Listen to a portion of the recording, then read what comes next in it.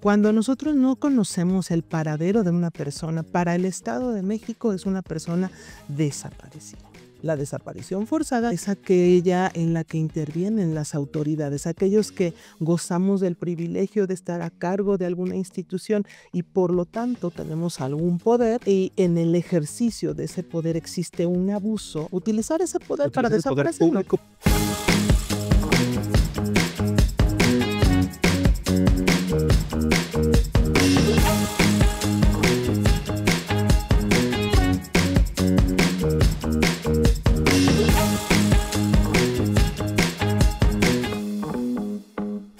Hola, ¿cómo están? Mi nombre es Alejandro Gómez y les doy la más cordial de las bienvenidas a este DH Podcast. Aquí hablamos derecho.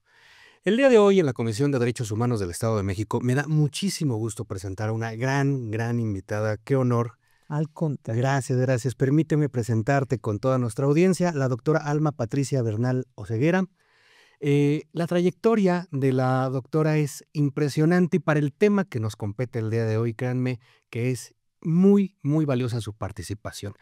Doctora en Derecho por el Centro de Estudios de Posgrado en Derecho SC con postdoctorado, maestría en Derecho Electoral por el Instituto Electoral del Estado de México y bueno, también un diplomado en Estudios de Ciencias Electorales en la Facultad de Ciencias Políticas de nuestra máxima casa de estudios en la entidad mexiquense. Publicaciones y una trayectoria académica que tiene que ver con moderación en congresos, foros, ciclos de conferencia. Bueno, tu currículum es vastísimo y te agradecemos mucho tu participación el día de hoy. El día de hoy vienes, pues nada más y nada menos que como encargada de la Comisión de Búsqueda de Personas del Estado de México. Muy agradecidos. Bienvenida. Muchísimas gracias, de verdad aprecio y valoro inconmensurablemente esta oportunidad de poner sobre la ciudadanía la información correspondiente a un tema tan sensible como lo es la desaparición.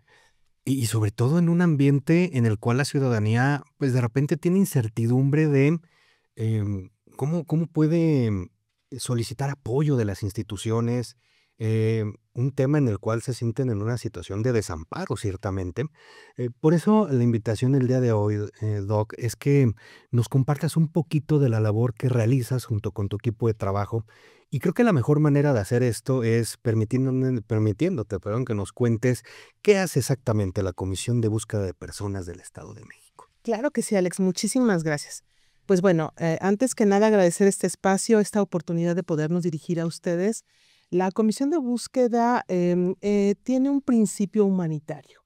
Este principio humanitario parte de la posibilidad de mitigar un poco el dolor que existe en las familias, ya que la autoridad, aunque se esfuerce, aunque cumpla, aunque intente, pues no tiene todos los elementos para todos los casos en todos los momentos. Hace su mejor esfuerzo, pero ni el personal ni los recursos son suficientes. Entonces, en ese sentido, derivado de una recomendación internacional, surge la necesidad de que las comisiones a nivel nacional y local aparezcan para que le demos este enfoque a la búsqueda que las familias siempre han defendido, este enfoque de la responsabilidad que como estados y en este caso en la administración que hoy me honro de alguna forma pertenecer,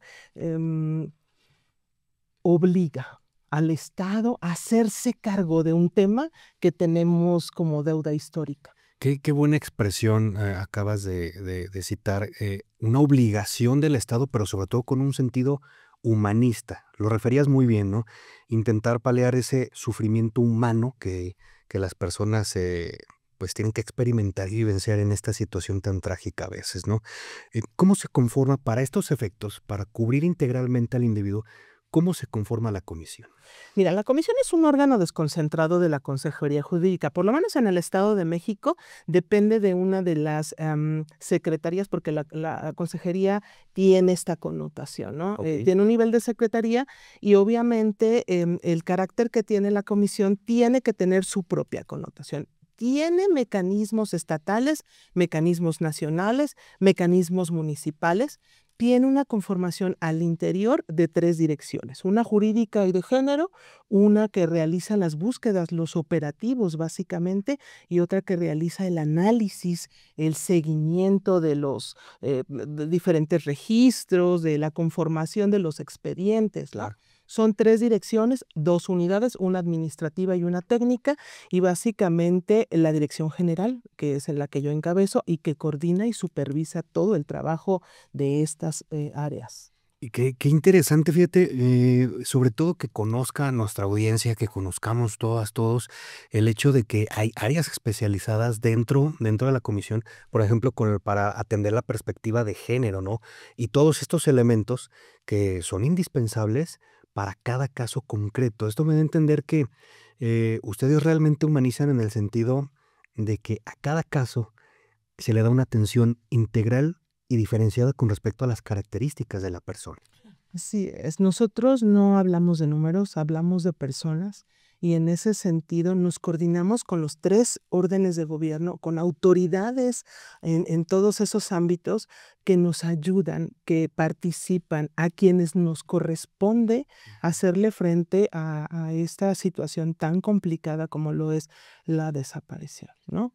Y obviamente existen protocolos especializados para los grupos vulnerables. No es lo mismo buscar a una niña, a un niño, a un adulto mayor, a una persona en situación de vulnerabilidad por alguna divergencia neurológica. Son cuestiones que se tienen que tratar diferente. Sí, como por ejemplo cuando en fiscalía hablamos del protocolo Odisea o la alerta Amber, que son especializados o para personas desaparecidas o para niñas y niños. O sea, cada uno tiene un tratamiento especializado y hay diferentes motivos por el cual se da la desaparición, ¿no? Sí, los protocolos nos dan una guía de a qué instancias, a qué autoridades debemos convocar, con quién debemos buscar primero, pero lo cierto es que cada búsqueda es diferente porque cada persona es diferente. Entonces, los protocolos orientan. Hay un protocolo homologado a nivel nacional, es un logro de las familias el podernos haber reunido como autoridades, sentarnos y lograr que nos pusiéramos de acuerdo para cómo son las formas y las directrices para buscar. Maravilloso. Yo creo que es prudente en este punto tocar un aspecto primordial, sobre todo para nuestra audiencia. De repente existe mucha confusión acerca de los mecanismos e incluso de las definiciones que podemos encontrar dentro de este universo, ¿no? Eh, Coméntanos, por favor, para que lo sepan todas y todos, ¿a quién se considera una persona desaparecida? Vamos a partir desde lo básico para que sepan exactamente cómo poder llegar a ustedes. Sí, a ver, existe una ley que tiene definiciones muy concretas y hace una diferencia entre lo que es una persona no localizada y una persona desaparecida. Cuando nosotros no conocemos el paradero de una persona, para el Estado de México es una persona desaparecida. Ok. Este concepto es un logro de darle dignificación a aquella persona a la que debemos defender y garantizar el ejercicio de sus derechos, aunque no esté. Entonces, fue que en la ley estatal se introduce únicamente el concepto de desaparición y no el de no localización como lo hay en otras entidades. Perfecto. Muy bien. Ahora, hay que distinguir entre la desaparición y la desaparición forzada. La desaparición forzada, obviamente, es aquella que nos da esta pauta a esta integración de estas comisiones, porque es aquella en la que intervienen las autoridades, aquellos que gozamos del privilegio de estar a cargo de alguna institución y por lo tanto tenemos algún poder, ¿no? Ok. Y en el ejercicio de ese poder existe un abuso y se interviene en ese abuso para eliminar el conocimiento de las personas de dónde se encuentra otra persona, es decir, utilizar ese poder para Entonces, el poder desaparecerlo. público para desaparecer. Esa es una desaparición forzada. Y podemos entender entonces que la desaparición es que la persona no es localizada por diferentes circunstancias. Muchísimas. Desde que se fue de fiesta, por ejemplo, Claro. ¿no?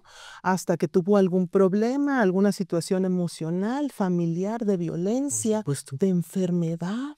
Sí, situaciones reales que a todas las familias nos pueden suceder, o sea, sobre todo aquellas que pues tienen en casita a niñas, niños, adolescentes, y de repente se confunden estos términos, pero también sobre todo, y creo que también importante comentarle a la audiencia, independientemente de que tengamos la sospecha de que hubo una autoridad involucrada, lo cual lo convertiría en desaparición forzada. O cualquier aspecto, como incluso que un hijo, una hija se vaya de fiesta, ¿qué es lo primero que debe de hacer o las primeras acciones que se deben de tomar cuando una persona desaparece? Esto es algo muy importante y por eso agradezco tanto este espacio. La búsqueda nos corresponde a todos. La búsqueda es responsabilidad de todos. Lo primero es saber, ¿no? Saber que la desaparición opera desde cualquier momento, desde el instante en que yo sé que mi familiar, desconozco su paradero, de que mi conocido, mi amigo. Ahí podemos incluso acudir a las autoridades de manera inmediata sin necesidad de ninguna investigación. Lo primero es intentar tener contacto con la persona. Si la persona no responde, entonces acudir a los más cercanos, saber si existe la posibilidad de localizarle, de saber en dónde está, dónde se encuentra. Grupos sociales, familiares, compañeros de trabajo. Amigos, enemigos, conocidos, jefes, ¿no?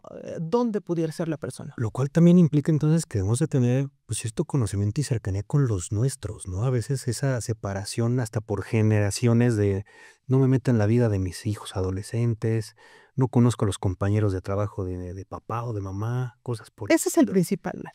Por eso digo, la búsqueda nos corresponde a todos. Claro.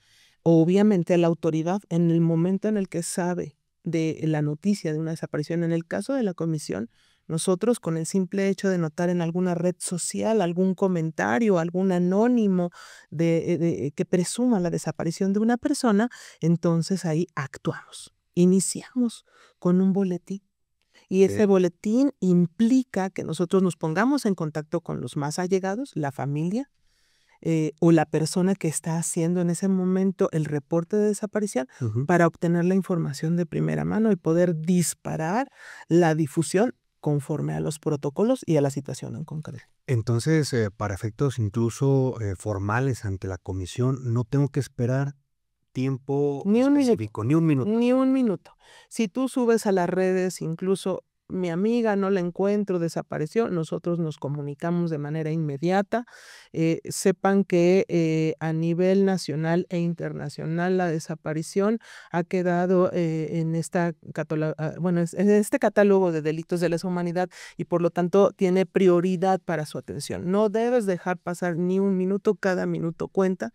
Y es muy importante en el caso de los grupos vulnerables como lo son niños, niñas, mujeres, adolescentes, Por supuesto. adultos mayores, proceder de manera inmediata. ¿Qué expresión tan cierta, tan lapidaria? Crimen de lesa humanidad. Algo que lesiona a la humanidad misma en sus raíces más profundas. Y esto es lo que debemos de entender para comprender la importancia del tema que estamos tratando el día de hoy. Alma, para efectos prácticos me queda claro que entonces a quien debemos de acudir directamente es a la Comisión de Búsqueda de Personas del Estado de México. ¿Cómo pueden las personas acercarse a ustedes? ¿Cuáles son los medios? Tenemos diferentes medios. La publicación, nosotros estamos dando constante seguimiento a las redes sociales, ¿no? Pero obviamente tenemos seguimiento a las redes que son nuestros contactos. Tenemos hasta este momento Facebook y tenemos lo que en su momento fue Twitter, X ahora, ¿no? Se valora la posibilidad de meter Instagram por el tipo de información y el tipo de público al que está dirigido. Instagram, tenemos 2 números 01800, tenemos un número de WhatsApp, si me lo permites, Sí, por podría favor, decirlos. por favor. El 800-216-0361, 800-509-0927 y tenemos un número directo de WhatsApp. Nosotros estamos en turno 24 horas, 365 o 366 días al año. Okay. Es el 722-5602-094. Nosotros, en el momento en el que tenemos un número para comunicarnos, donde se presuma, no importa, aquí sí hay que acentuar, a veces da un poco como de prudencia, decir, bueno, voy a esperar que se comunique. No, en el momento en el que tengamos conocimiento de una localización, se dispara un procedimiento que nos hace llegar a todos los lugares. La ley obliga a los municipios a tener personal capacitado y entonces en cada uno de los municipios nosotros desplegamos de manera inmediata un operativo para la búsqueda en los últimos lugares en donde hubo el avistamiento. Si no fue en el Estado de México, tenemos la posibilidad de comunicarnos a todas las entidades del país a través de un WhatsApp que nosotros compartimos como titulares de las comisiones de Sí, búsqueda. Existe una coordinación con Fiscalía, con Secretaría de Seguridad, con Policía, a efecto de poder disparar de manera inmediata. Ahora sí, también es importante saber, ¿no?, que hay búsquedas que requieren un trabajo más concienzudo, más analítico, de mayor profundidad de información, pero pues eso ya es otra materia. sí, va pasando conforme el análisis práctico de cada caso concreto. Para las juventudes creo que también es importante tener contacto por medio de redes sociales, por ejemplo.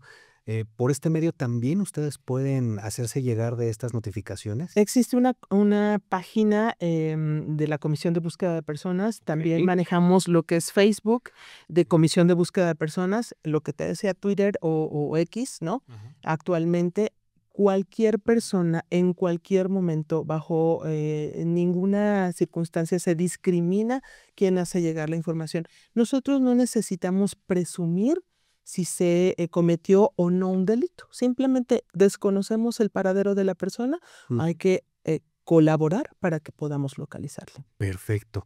Alma, soy un familiar que acaba de percibir que alguien cercano ha desaparecido, decido acudir a la comisión de búsqueda. ¿Qué información es importante tener al momento para hacer el reporte? Ok, nosotros recibimos diariamente presenciales, es decir, gente que sabe que estamos en Paseo Matlacinca 660, Claro. junto al Centro de Justicia para Mujeres, junto a la Fiscalía, muchachos, muchachas, familiares que acuden con el nombre de la persona. Ujú. Una fotografía reciente, es muy importante tener una fotografía reciente, sobre todo con los jóvenes que de repente cambian un poco esta identidad, de repente del peinado, la vestimenta, las señas particulares, si se tienen tatuajes, si hay algo que nosotros debamos tener en consideración como una neurodivergencia, alguna enfermedad o alguna discapacidad, alguna característica o la característica que nos hace especiales a todos y a cada uno. Esa información para nosotros es importante. Saber si tenía número celular, llevarlo a la mano, cuándo fue, en dónde fue la última localización. Ese tipo de cuestiones a nosotros nos sirve. Hacemos una entrevista primigenia y después adentramos el análisis. Perfecto. Aparte de las obviedades que ya todas y todos conocemos, altura, aproximada edad y como lo cita Alma, pues todas estas características en el momento último de la localización de la persona.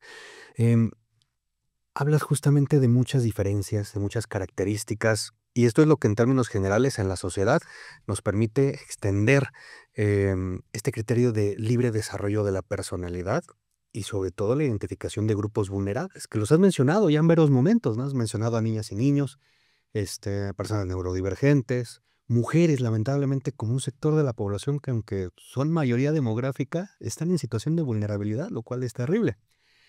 ¿Cuál es las acciones específicas? Me gustaría saber, esto me genera muchísimo interés, sobre todo para grupos vulnerables. ¿Cuáles son las acciones específicas en el comité para estos grupos?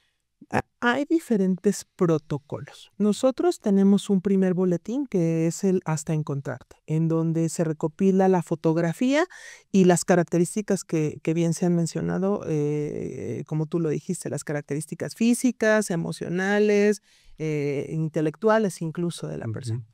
Pero la ley también nos marca protocolos. Por ejemplo, está la alerta AMBER, que es para menores de edad, ¿no? Ujú. Niños, niñas y adolescentes. Está la alerta plateada, que también es un esfuerzo de gobierno del estado con el DIF a efecto de poder darle seguimiento a los adultos mayores que por algunas de sus características también se extravían.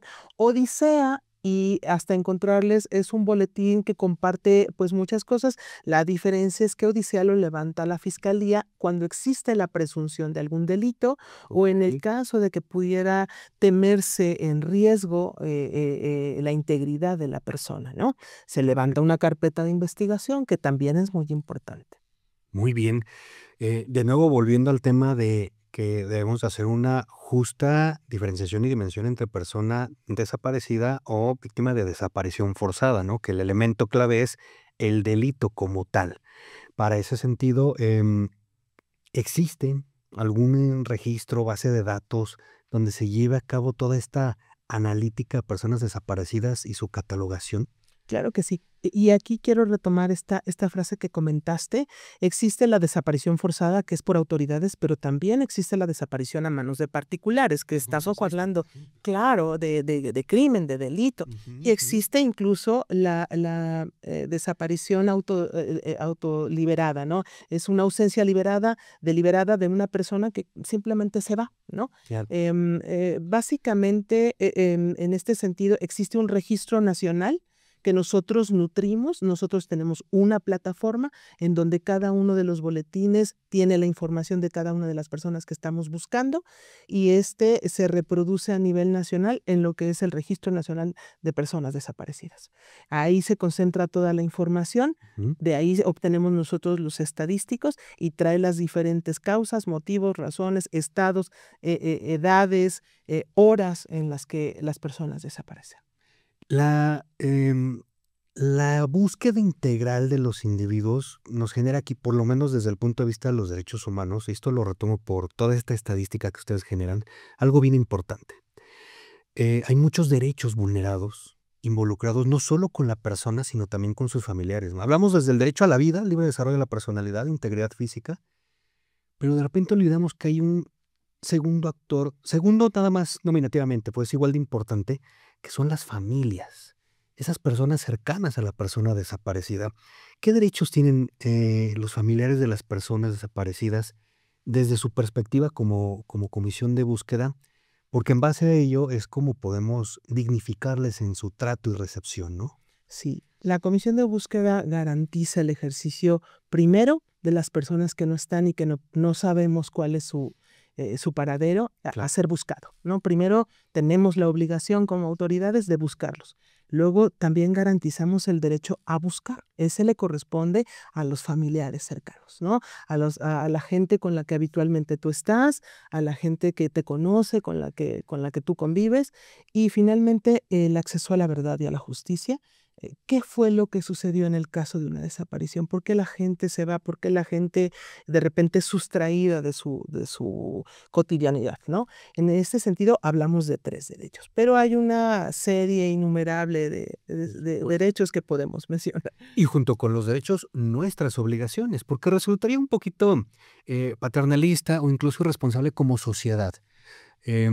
Que solo le dejemos esta gran responsabilidad a las instituciones como el caso de la comisión de búsqueda, ¿no? Desde tu perspectiva, Alma, ya para ir cerrando este podcast, esta maravillosa plática que hemos tenido y de la cual te Gracias. agradezco, em, ¿cómo puedo ayudar? ¿Cómo puedo ayudar a toda la gente que nos está escuchando o en los casos de personas desaparecidas? ¿Cuál es el rol de todas y todos nuestros oyentes? Creo que nuestro primer compromiso es saber, capacitarnos, informarnos, reconocer que en el boletín que nosotros pegamos en las calles no estamos pegando una hoja, estamos pegando la posibilidad de que una persona regrese con su familia y que esa familia obtenga paz. Los boletines muchas veces son considerados como basura visual y en realidad cometen y tienen un resultado inminente. Hemos localizado y reintegrado personas después de 12 años, de 20 años, que van caminando por la calle y se reconocen en un boletín y dicen: mi familia me está buscando. Y la única persona que pudo haberse reconocido, pues era ella misma. Entonces, estar informados, estar comprometidos, conocer los números, conocer las autoridades y sobre todo propiciar que la búsqueda nos corresponde a todas y a todos. Pues ya lo saben, primera, conocer el trabajo, el esfuerzo que hacen las autoridades, como en este caso la Comisión de Búsqueda de Personas del Estado de México, participar activamente conociendo a nuestros familiares, a nuestros amigos, teniendo realmente filiación con quienes amamos y sobre todo asumir nuestra responsabilidad como sociedad. Eh, Alma, muchísimas gracias por Al esta contrario. oportunidad. No sé si quieras cerrar con alguna idea, alguna frase para nuestra audiencia. Finalmente, el honor que hoy me asiste al poder acudir como integrante de esta nueva administración a cargo de la gobernadora, me compromete con esta misión, porque más que trabajo, esta es una misión de vida Claro. y pues hasta encontrarles. Hasta encontrarles. Doctora Alma Patricia Bernal Oseguera, encargada de la Comisión de Búsqueda de Personas del Estado de México, muchísimas gracias. Gracias a todas y todos ustedes por estar de nuevo aquí en este TH Podcast. Aquí hablamos derecho. Hasta la próxima.